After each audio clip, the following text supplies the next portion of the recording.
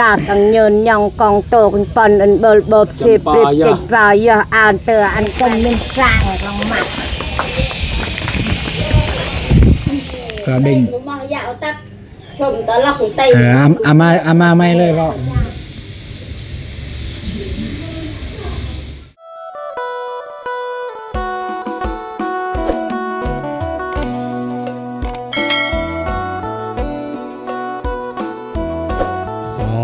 พี่น้องเลย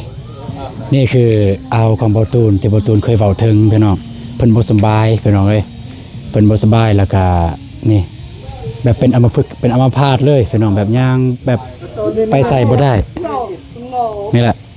ย่างไปใส่บ่ได้แม้แต่จังซี่แหละแม้แต่ลูกหลานเพิ่นโจมโจมเพิ่นนี่จังซี่แหละพี่น้องเนาะก็บ่ฮู้ว่าเป็นหยังเนี่ยประมาณนี้แหละ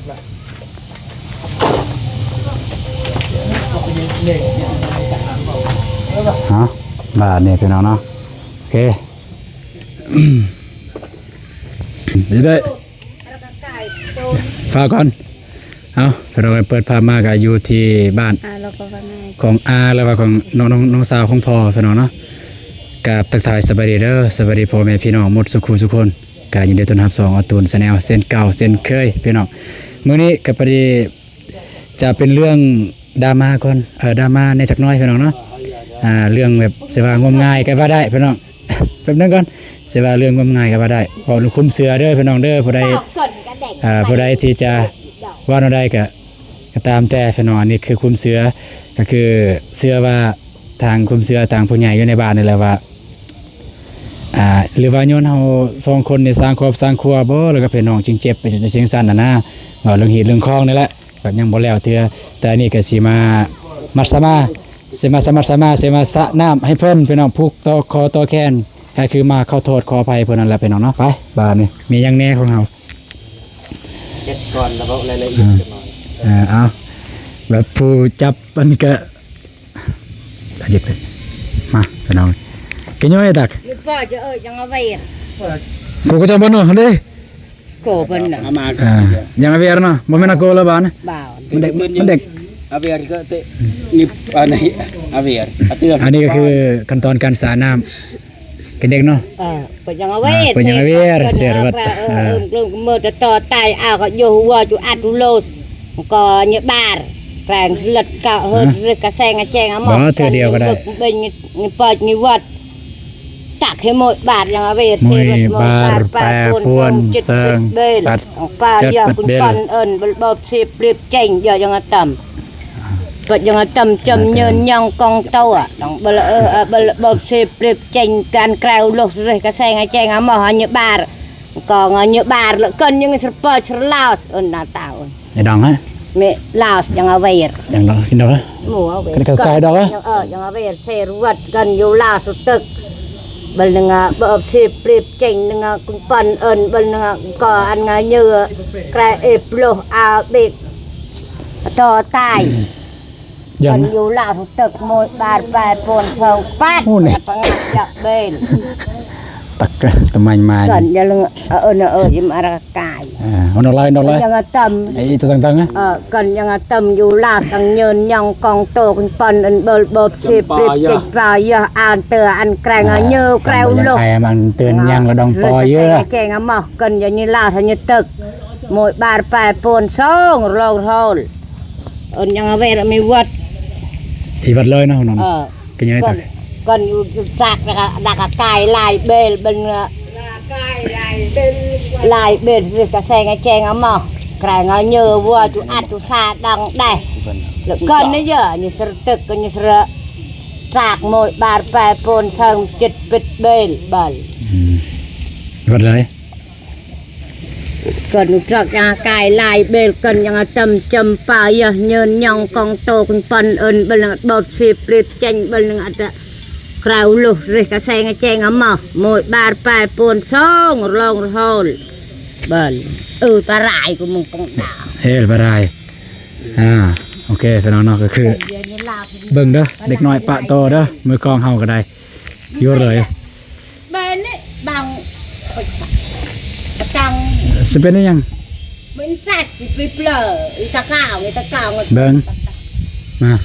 อ้าวเขาอยู่มันอยากเยอะเลย สิดึงผม บ่ตูนก็บ่ฮู้สิอธิบายเรื่องแบบนี้พี่น้องเนาะตักเนี่ยแหละแบบมันขึ้นกับคุมเสือพี่น้องแต่ว่ามันบ่แม่นว่าเพิ่นเจ็บบ่แม่นว่า 100%ย้อนเฮาสองคนก็บ่แม่นพี่น้องเนาะแต่ด้วยความว่าทางอ้าวเพิ่นก็ไปปีนปัวทางใดก็บ่เซาบ่ถือบ่เซาจักเทื่อนะก็เลยแบบคุมคิดแบบตามภาษาบ้านเฮาสิเอิ้นจังได๋เนาะอุซอยจ้ะนะ อะตอย อุซอยจ้ะนะภาษาบ้านเฮานะอุซอยให้เฮ็ดแบบนี้มันดีต่อหยังมันดีต่อใจพี่น้องถึงมันสิบ่เซาก็ยาแต่ว่าเฮ็ดแบบนี้แล้วใจแล้วครับก็ดีรู้สึกดีประมาณนั้นพี่น้องแต่ถ้ามันดีเพิ่นเศร้าเจ็บก็แห้งดีป่ะจังซั่นพี่น้อง มันค้างคาใจนะ แม่นมันถือสมมุติเฮาบ่เฮ็ดแล้วเฮายังค้างคาใจแต่ก่อนนะ ตะโกนก่อน นี่ก็คือเส้นผมพี่น้อง เงินยังกองโตดองฟ้าเยอะ ก็ไปเตือนบ่ บ่ให้ดอกอันนี้ อันใบดอกตะเกียบแล้วบัดเลยอย่าโปรกัน มัวก็บาง จะไม่ตี ได้อยู่เฮาก็จังซี่ล่ะเด้อก็เพิ่นมัดได้อยู่ ก่อนอย่างนี้ตะก้าวตะโกกตะกังสักเตลเอิญองเงินยังกองโตตาม ไม่น่ากลัวตะกลางบาดเด้อ ที่ไม่นักหรอกบ้านเลย นักเลยบัดเลย อยู่กาแฟเนี่ย หยังจอมแหลก เข็ดยำ2คนนั่นแหละผูกเนาะเอาบ่ คนเดียวแล้วนะผูกนะ ฮะคนเดียวบ่อู้สิเว้าได้คนเดียวนี่ก็ได้ ต่างใช้กันไป บ่ได้บ่ บ่เพิ่นจังซั่นนะ กะก็ไม่นักใหม่เลยอยู่ดึกนึงอะค่ะ เอายังเวียนนะเติมมั้ย แล้วจำโต ตาเดิมแปล เอาก็ไก่กตะกองไตสมัดสมาเย้ยต้องตะกองยาเติมต้องเจือมปอเยอะนกตะกองตะกะดาอายามังตังเจกกะดาเลยเยอะยาเยอะอย่างเงี้ยน้ำเตือนก็ยังละดองเยอะดองยาเยอะนกจึงจอมตะกะดองจอมเราจ่อเดี๋ยวนะก็ไก่ใช่ ซอ ก็ไว้มันก็คนข้าวมันคนมันกลางลงมา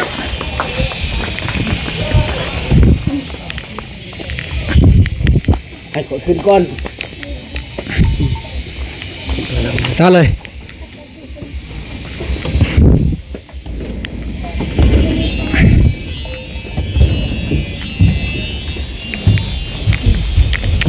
กันจามหายกาง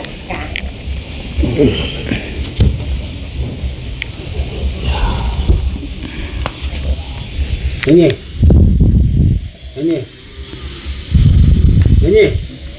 ก็ลงจาม ก็น่าแห้งมันยังนี่ตะกองก็แห้งงั้นเลยบ่ แต่เฮ้ยแต่บ่าวให้ถึง ตะกินดองได้ ก็ไว้เซฟตะกองกระสาว ก็คือแบบเพิ่นบ่ฮู้เลยเพิ่นเอาเพิ่นบ่ได้ฮู้ประจักษ์ภัยเลยตอนนี้โดนแหละตั้งแต่ตอนนั้นแหละตั้งแต่เริ่มเวียกตัวสิเฮ็ดดองบ่ตูนน้องบ้องนั่นแหละเพิ่นไปร่วมอยู่พี่น้องเพิ่นก็ไปร่วมอยู่ไปร่วมไปรวมไปหยังไปฟังเวียกกันนะแต่ว่าเพิ่นก็รู้สึกเจ็บเพิ่นก็มาก่อนน่ะสิมันแรงมากเลยเจ็บเลยพี่น้องแต่บ่ตูนบ่ได้ทายซิตอนเพิ่นเจ็บตอนนั้นนี่แหละ ทำไมว่าไม่ให้น้องบ่าวให้ถึงตันลานไปล้างขึ้นนี่ก็ติดเล็บเพราะให้มันตึง น้องไว้แพทย์ได้มาก็ยังแพทย์มาแปะพญาร้องไป พยายามเอาฝึกมาผ่า อันมาพาดเนาะ จริงสิเหล่า เดี๋ยวบ่ตูนสิเว้าเรื่องคุมเสื้อแน่แล้วก็เรื่องพยาธิแน่ไปห้องหมอแพทย์หมอจะว่าเป็นพยาธิอัมพาตแต่บ่ฮู้ว่าเกิดสาเหตุเกิดจากหยังแต่ว่าเว้าเรื่องคุมเสื้อทางบ้านเฮาไปเบิ่งยามไปเบิ่งอีหยังต่างๆนั่นแหละ เบิ่งหยามดิ มันจะมีพิเฮ็ดพิเฮ็ดบ้านเมืองเพราะว่าเจีย พิธีบ้านเมืองแล้วก็พิธีเพิ่นเองประมาณนั้นพิธีบ้านเมืองก็คือปัจจุบันเฮามันมีคนตายโหงแล้วก็ยังบ่ทันได้แก้เหตุบ้านประมาณนั้นที่บ่ตูนฮู้ได้เพิ่นยังบ่ทันได้แก้ นี่แหละคือเหตุบานเฮาแบบความเสือถ้ามีคนตายโหงแล้วมาทันได้แก้เหตุมันจะเจ็บแบบนี้แหละกับบ่แม่นว่าผู้ใดครอบครัวใดตายโหงเราไปเจ็บกับครอบครัวนั้นบ่แม่นมันก็แล้วแต่เลยคนอยู่ในบ้านคนใดที่แบบว่าควรอ่อนเพียงแล้วแล้วก็อันที่เหลือก็คือเหตุของเหตุของทางเฮือนซานบ้านเพิ่นเหตุของทางเฮือนเพิ่นเองบางเทื่อเพิ่นแก้บ่ถึกจุดเพราะเหตุมันก็หลายเหตุได้พี่น้องเฮาแก้บ่ถึกจุดเหตุมันเกิดตะริเยอะจ้าแต่ว่าเหตุอันหลักๆอยู่บ้านเฮานี่แบบเหตุกระตูหรือเหตุกระลืมอันหลักๆก็คือเหตุกินตุควายพี่น้องเอ้ยกินตุควายคือเหตุเฮือนนั่นแหละก็แล้วและทางเพิ่นเฮ็ดเรียบร้อยตอนนั้นจังซั่นและเฮาก็ไปเวียกไปงานแล้วกันสินี่แหละสิไปเบิ่งป้าญาติอยากจะหน่อยมาคือเก่าก็เยอะเลยโทรเปได้อย่าให้ตาเอาพี่น้องเนาะก็ประมาณนี้อย่างที่พ่อแม่พี่น้องเห็นพี่น้องเนาะนี่แหละคือคุมเสืออยู่ในบ้านพี่น้องคุมเสือแบบมันบ่แม่นว่าคืออย่างที่ตุนเว้าแหละบ่แม่นว่า 100% ว่าย้อนเฮาก็บ่แม่นพี่น้องเนาะแต่ว่าเฮ็ดให้มันสบายใจว่าซั่นซะพี่น้องเฮ็ดให้มันสบายใจแล้วก็ครอบครัวนี้พี่น้องเนาะมาตุนยังบ่ทันได้เว้าละเอียดอันนี้เป็นเฮือนโครงการเป็นเฮือนโครงการที่เฮือนเพิ่นช่วยเหลือตะกี้ถ้าบ่มีเฮือนโครงการจะบ่มีแบบนี้เนาะเฮือนนี่มีแต่ว่าเฮือนโครงการเฮ็ดแล้วก็รถที่เห็นอยู่กองล่างหั่นก็แม่นรถที่เพิ่นเพราะว่าตะกี้มันมีเฮือนว่าโครงการได้สดเสยว่าซั่นซะได้สดเสยเป็นเพิ่นซื้อเป็นเงินรถเป็นเงินสดเสยหั่นตะกี้บ่ได้แพงรถประมาณ11ล้าน12ล้านรถตอกๆแล้วรถเดินตามนี่แหละพี่น้องเนาะมาทางนี้บ้างเด็กน้อยปะโตอยู่พี่น้องประมาณ11ถึง12ล้านตะกี้เพิ่นซื้อเลยทางแล้วกับอาวเพิ่นอยู่ในเฮือนเพิ่นก็3คนพี่น้อง3คนมันจะมีลูกพ่อแม่แล้วก็ลูกสาวพี่น้องลูกสาวเดียวถ้าสมมุติว่าอาวเนี่ยปากบ่เป็นเว้าบ่ได้แล้วก็บ่อยู่นะจักสิเฮ็ดจังได๋พี่น้องเนาะมีแต่แล้วก็ลูกสาวแต่2คนพี่น้องไปพี่น้องก็ไม่แต่ว่าสิเดินทางไปเรือนพ่อเฒ่าแม่เฒ่าก็คืออย่างทุนว่าคั่นแหละคลิปนี้ก็เกินมาเป็นคลิปดราม่าก็ว่าได้เนาะคลิปดราม่าหั่นแหละเป็นคลิปว่าเรื่องคุมเสือพี่น้องอันนี้คือกันเฮาสิไปหาปลาบวนก็คือตามจุดประสงค์ของแม่เฒ่าแบบว่าปวนอะไรก็บ่ได้แล้วนะหรือว่าบ่สูงบ่เซาหรือว่าแบบคุมเสือว่ามันหรือว่าเป็นพญาติบ่หรือว่าแบบมีแนวเฮ็ดแนวหยังบ่นะนี่คุมเสือเนาะพี่น้องแบบเอาไปปัวไปปินไปปัวกันยังคือเก่านะแบบกินแล้วบ่อาการแบบบ่ได้เปลี่ยนบ่ได้แปลงแห้งเจ็บเติมนะแล้วก็เชื่อว่าหรือว่าย้อนว่ามีแนวผิดแนวภัยบ่ผิดผีผิดที่ผิดคองบ่อันนี้ก็คือการพี่น้องก็กำลังสิไปหาปลาบวนแล้วก็สิเอาเงินเพราะว่าการเบิ่งยามต้องมีเงินแม่นบ่มีเงินใบ10หรือใบ 5,000 ให้ปลาบวนจับว่าใบ 5,000 10ก็บ่ได้ให้ปลาบวนจับแล้วก็จะหน่อยมาหาทางแม่มออยู่นี่แม่มอก็คืออาของบ่ตูนเองเพราะว่าอาบ่ตูนมันมี2คนน้องสาวของพ่อแม่มอคืออาบ่ตูนแล้วแต่บ่ได้เห็นช่วงสงกรานต์ตะกี้แม่นแหละพี่น้องประมาณนั้นไปเจอกันอยู่สวัสดีทหาร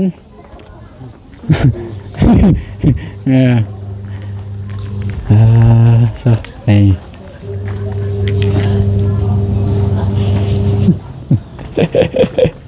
mua bơi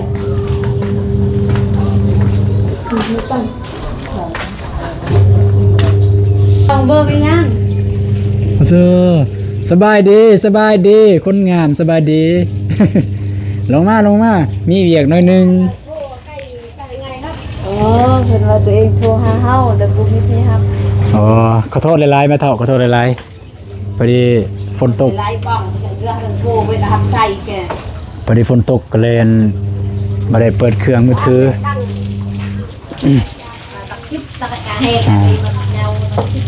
มาเวียกนี่พี่น้องก็คือเงิน เงินใบ 5,000 นี่ก็คืออยู่ในนี้แหละก็คือคุมเสื้อว่าถ้าหมอดูมายาวเพิ่นสิเว้าถึกแบบว่าอาการป่าบวนเจ็บเป็นย้อนหยังก็อยู่นํเงินนี่แหละก็สิละเอาเงินเอา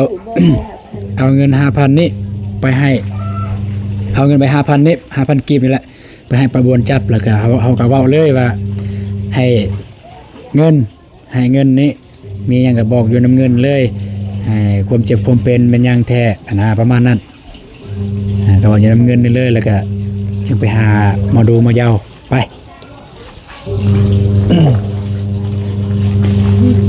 โอเคเอา Đôi นี่ này có Úc tôi nhé. Có đinh. Nó mang dạo tắt. Chồng tớ là cũng tây. อามาไม่เลยเว้าอามาเว้าเลย Cũng một là tên. อ่า Chồng tị phải nhạt phải dụ. Mà À. con mà in. เว้าอยู่นํเงินนั่นเลย หรือว่าพิษทิศคองในเฮือนในซ่านหรือ แม่นหยังก็บอกเป็นน้ำเบียน้ำคองบ่หรือว่าพญาพายุหรือคน ว่าเป็นลำพญาพยุ หรือว่าถึกวัตถุสิ่งของบ่จังซี่ก็ให้ทางหมอดูหมอเหย้าบอกอยู่นํเงินนี่เลยให้ถึกไปบาดนี้เฮา เอเดนัสยา นี่ก็คืออยู่ในเงินนี่แหละพี่น้องเนาะบ่ตูนสิอธิบายให้ฟัง ดอกเอจะดำจัว เงินนี่คือเขาจะเอาเงินนี่ไปให้ทางหมาดูหมาเหยาเพิ่นเบิ่งเพราะว่าให้ปลาบวนจับแล้วเงินนี่ถ้าสมมุติว่าบ่ให้ปลาบวนจับแล้วเขาเอาเงินนี่ไปให้หมาดูหมาเหยาเบิ่งเพิ่นก็บ่ฮู้เว้าพี่น้องแต่ว่าเฮาหลักการคือเฮาต้องเอาเงินนี่ไปให้ปลาบวนจับก่อนแล้วก็หมาดูหมาเหยาจึงสามารถเว้าได้พี่น้องนี่คือความเชื่อแต่ว่าเว้าในความเชื่อนี่ก็บ่ได้หมายความว่าถูกเบิดทุกคนมีคนที่ถูกเนี่ยแล้วมีคนบ่ถูกแน่เว้าเรื่องแบบนี้โอเคประมาณนั้นเดี๋ยวไปทักทายพระเอกก่อนพี่น้องมาแต่ทหารมาสิกลับแล้วสบายดีเด้อ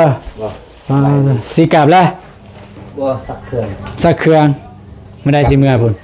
ยืนเฝ้า มื้ออื่นเฮาบ่ได้ลงมายามตอนเพิ่นมาอยู่นี่ซ้ำเนาะลงมากินข้าวกินน้ำ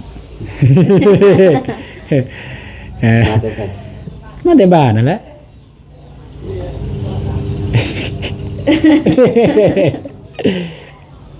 ได้สบายดีป่ะ สบายดี เอ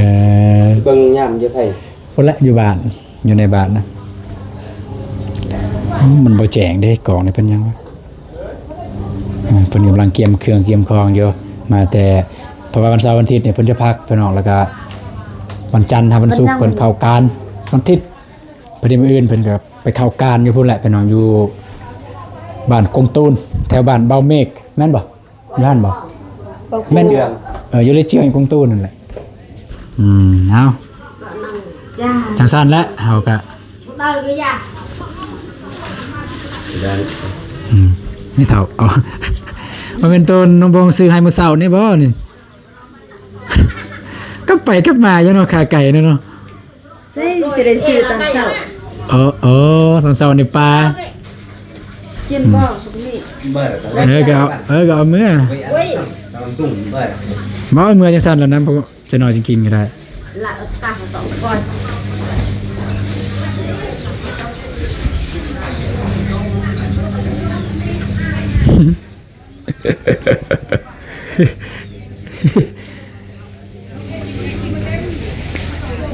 ทรงผมแบบ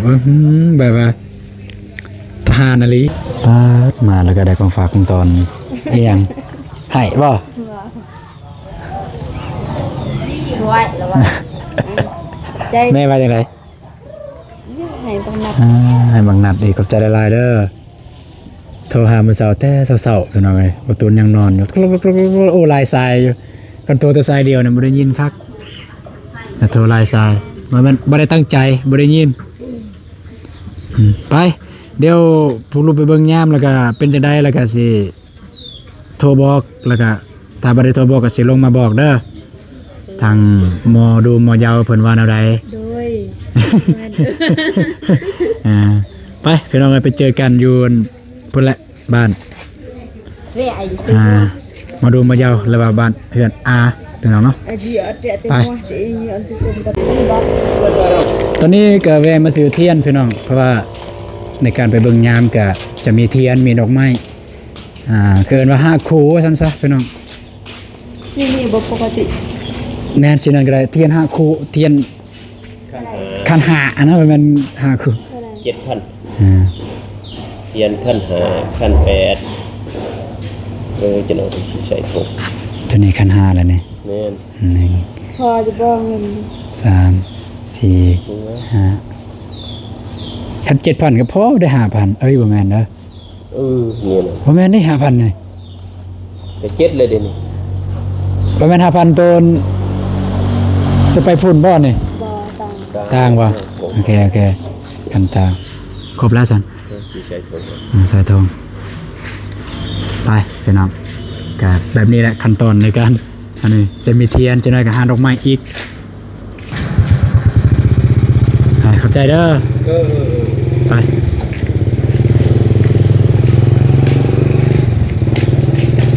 เนียงมาเอาดอกไม้พี่น้องดอกไม้5คู่เทียน5คู่เงิน 5,000นี่ดอกไม้ก็เอาดอกไม้อันนี้นี่โดย3 4 5 6 7 8 9 10 10กับไปที่5คู่แล้วอย่างนี้ไปน้องเรียบร้อยไปหาอาเลยพุ่นอยู่เฮือนเลยไปนี่ใส่นี่เลยพี่น้องแล้วก็เงินตัวใบ5,000ตัวปลาบวนจับพันโอ้เงินต้องเงินใหม่เราให้เปื้อนได้เงินเลย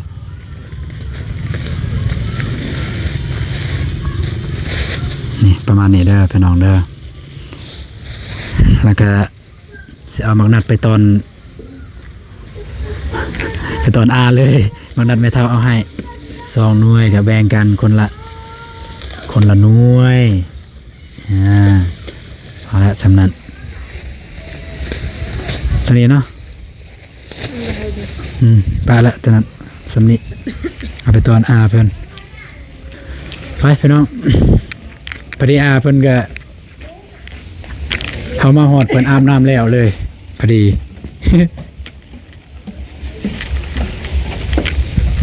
มืดสบายดีเดินยีเด้อเปิดไฟก่อนใส่ไฟ ปัดจะไผอ่ะ ไฟดับนะไฟดับใส่ตัวนั้นบางตัวอันนี้ให้เห็น บ่ได้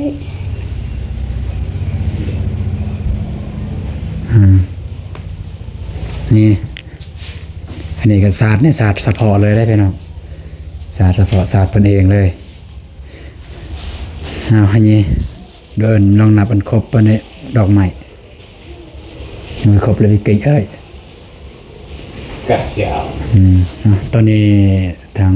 อาเพิ่นกำลังขอบพระพีอยู่ในเดี๋ยวเราถ้าเพิ่นออกมาก่อนพี่น้องอันนี้ก็คือเอาเพิ่นนั้นจัดการเรื่องนี้ว่าเรื่องจัดดันขายคันมาซั่นซะคัน5คัน5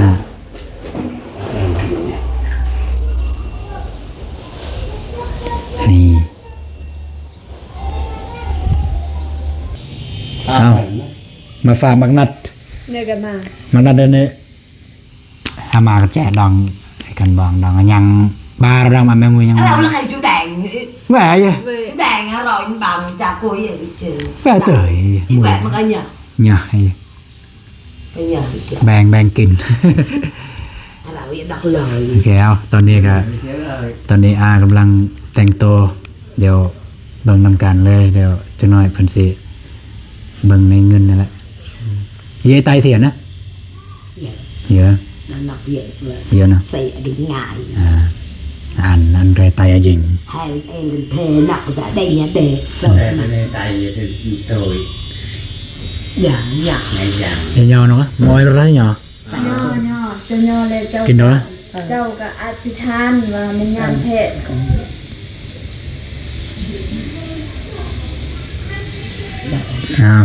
เลยให้ดอกอีแลบกบวนไอเราดาเบิ่งให้ป้าบวนเพิ่นเป็นอีหยังเพิ่นเจ็บหยังเป็นพายุพยาธิบ่แล้วว่าเป็นน้ำเห็ดน้ำคลองให้เบิ่งน้ำเงินเบิ่งน้ำเงินน้ำทูบน้ำเทียนนั่นเลยแล้วว่าเจ็บน้ำอีหยังก็ให้ได้ยินเสียงไปวันนี้ครับ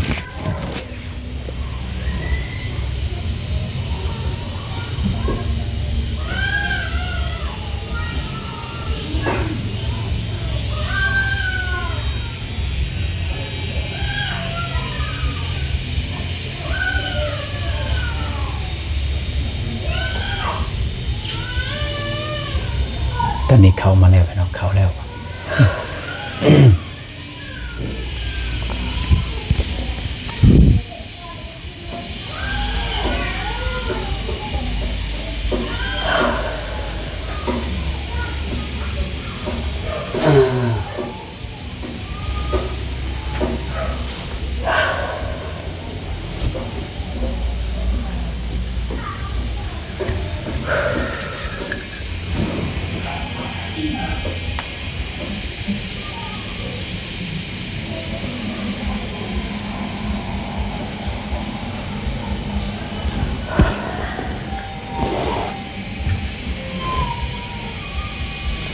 โอ้ยเมื่อยหลายเนาะ ได้ ลองเยี่ยมยามถามข่าวของมนุษย์มนาขึ้นมาหาเฮ็ดหยังนี่ นี่แหละก็อยากมาเบิ่งอยากมาถามป้าของร้านนี่แหละของลูกของร้านนี่แหละเพิ่นบ่สบายก็เลยอยากมาถามว่าเพิ่นเป็นอีหยัง หลายเนาะ เด้อเพิ่นบ่สบายบ่ว่าเป็นอีหยังก็อยากให้ถาม ลูก เลย ด้วยเหมือนต้นศาสตร์เขาเป็นมนุษย์มนาขึ้นมาหาขอเป็นเข็ดเป็นแผ่นโอ้ยของพ่อปู่ก็ฮู้จักคือกันบ่เห็นคือกันฮักว่ากระเทินเนาะของลูกหลานขึ้นมาหาขอเป็นเข็ดเป็นแผ่นโอ้ยเป็นเสือว่าคือโมดหลายเนาะ เด้อของป่าเจ้าดอก เด้อ เป็นผู้หญิงโอ้ยเป็นเจ็ดเป็นหันเป็นหลายปีแล้ว เด้อ อันนี้ของพระเจ้าหันโอ้ยว่าหันอยากว่าได้นี่คือว่าบ้านที่12ของ14เนาะ เด้อ อันที่1อันที่2มันจะว่าหันเป็นพญาตเนาะ เด้อ ฮักว่าหันนี่หันเป็นของวัชนาหันแหล้ววัชนาหับมันนับแต่เกิดมาเนาะฮักว่ามันหักคือไม่มีฮักเวียนฮักกรรมเนาะบ่ทันได้เสียงบ่ทันได้เสาอันนี้เป็นยักษ์ส่วงยักษ์เสาเองเนาะ เด้อ ฮักว่ามันน่ะอายุการให้มันยืดยาวเนาะเป็นยาวๆนะฮักว่าเป็นกรรมหลายเนาะเป็นตัวเองบ่เสียเงินบ่เสียคำก็ได้บ่เสียคุยบ่เสียหลวงก็ได้ฮักว่าอยากเศร้าอยากสวงเนาะ เด้อ อยากเศร้าอยากสวงเองอยากเศร้าอันเล่นกรรมหลายเนาะในตอนพ่อนักถนัดอันเนี้ยมีเรื่องเห็น12ของ14ว่ามี ที่12คน4ก็บ่มี มี พยุพญาติก็บ่มี มีฮักว่ามาเกิดเป็นมนุษย์มนาหันมาหับมาห้องนั่นนะเนาะ เด้อ ฮักว่านี่มันอยากเศร้าแล้วนี่ เพิ่นสิเสาแล้วบ่นี่ อยากเศร้าอันแล้วนี่อยากเศร้าอยากสวงอยากเศร้าอยากเศร้าเว้นอยากเศร้ากรรมอันนี้เนาะ เด้อ เจ้าไม่ต้องอุกไม่ต้องอ่างดื้อไม่ให้ตกใจเลยเรื่องของลักษณะเป็นลักษณะโอ้ยของมนุษย์มันหนาเป็นนี่ลักษณะเนาะเป็นครูบาอาจารย์เป็นนี่ลักษณะคือกันเข้าใจว่า เด้อ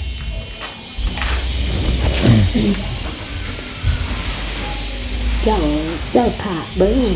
ผ่าเบิ้งเป็นผ่าเบิ้งเป็น2 3 อาทิตย์นี่อันนี้เสาเอง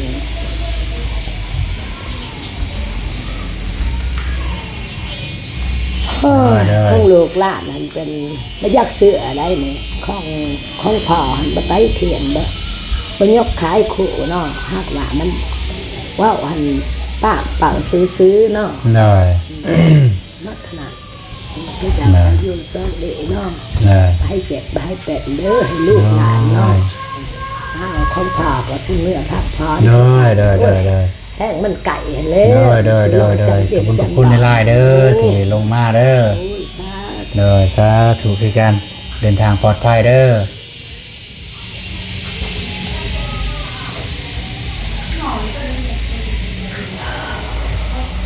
นี่ออกแล้วพี่น้องนี่ออกแล้ว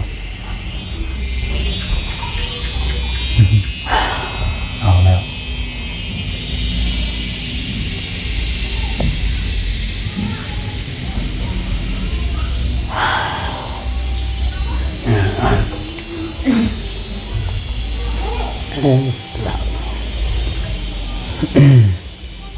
แหวนเจ๊ ไปเบิ่งยามยังกับประเทศเรียบร้อยแล้วพี่น้องเลยประเด็นน้องบองกำลังลมกับอาอยู่น้องบองน่าจะคิดลายอยู่อันนี้มันตามคุมเสือเด้อพี่น้องเด้อตามเบิ่งยามนี่มันตามเบิ่งยามมันเพิ่นว่าบ่แม่นพญาติแล้วก็บ่แม่นฮีดคองแล้วก็บ่ได้ถือกินหยังประมาณนั้นแล้วก็ที่ป้าเพิ่นเจ็บเป็นอยู่ตอนนี้ก็คือเป็นเวรเป็นกรรมของเพิ่นอันนี้มันตามหมอดูหมอเย้าพี่น้องก็บ่ต้องเสีย 100%พี่น้องเนาะก็ตามหมอดูหมอเย้าเอาก็สำหรับคลิปนี้มาตูนก็จะได้จบคลิปเพียงเท่านี้ก่อนพี่น้องเนาะคนทั้งหมดก็ถ้าผิดพลาดประการใดก็ขอโทษขออภัยนำไปพี่น้องหลายๆเนาะก็เว้าเรื่องคุมเสื้อพี่น้องก็ตอนแรกก็ไปหาทางอาผู้สบายหั่นผู้เป็นอัมพฤกษ์อัมพาตแล้วก็ไปเบิ่งยามให้ป้าบวนเพิ่นก็ค่อนข้างว่าคลิปนี้ก็ค่อนข้างว่าดราม่าในจักหน่อยก็อย่าว่ากันเด้อพี่น้องเด้อไปเจอกันในคลิปต่อไปเด้อพี่น้องสำหรับคลิปนี้สบายดีพี่น้องไปเจอกันในคลิปต่อไป